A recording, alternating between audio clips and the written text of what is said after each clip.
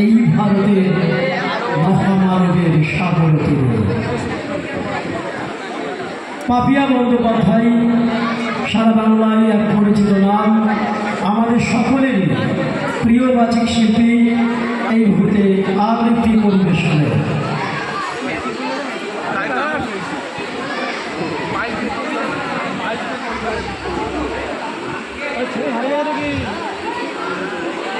খেলাধুলার মধ্যে দিয়ে কিন্তু জাগরণ ঘটে, শৃঙ্খলা বোধের, নেতৃত্ব বোধের।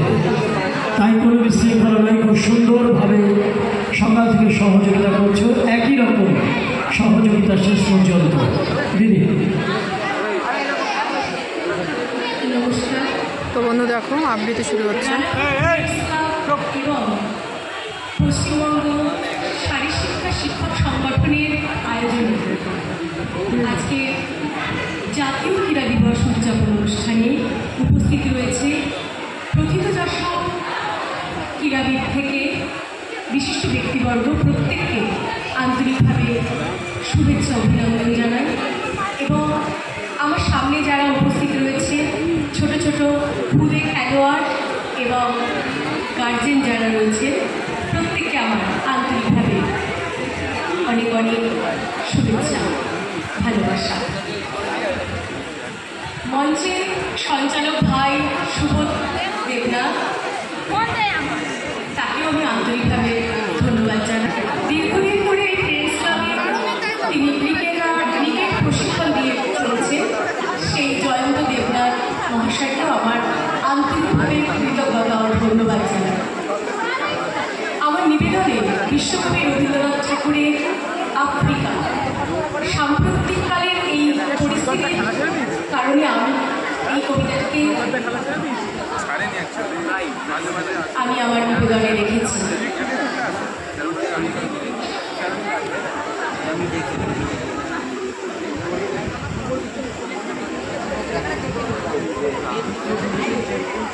উদ্ভ্রান্ত সেই আদিম যুগে স্রষ্টা যখন নিজের প্রতি অসন্তোষে নতুন সৃষ্টিকে বারবার করছিলেন বিধ্বস্ত, তার সেই অধৈর্যের ঘন ঘন মাথা নাড়ার দিনে রুদ্র সমুদ্রের বাহ প্রাচী ধরিত্রীর বুকের থেকে ছিনিয়ে নিয়ে গেল তোমাকে আফ্রিকা।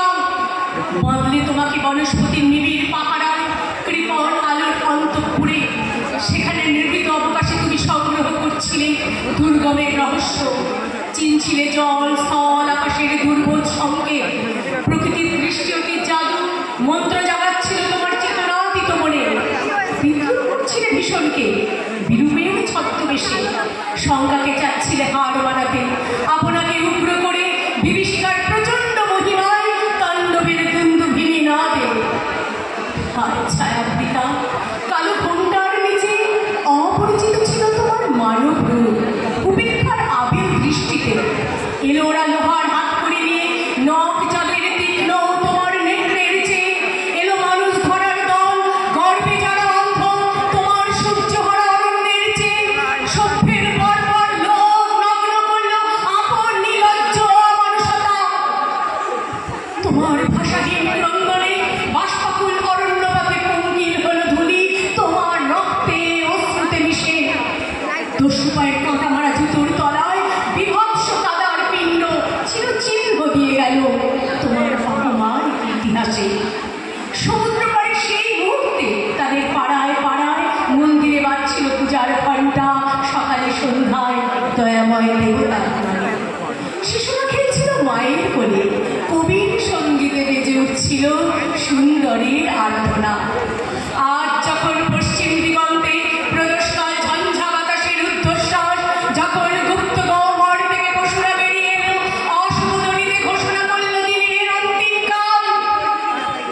এসো যুগান্তের কবি, আসন্ন সন্ধ্যার শেষ রশ্মিপাতে দাঁড়াও ওই মা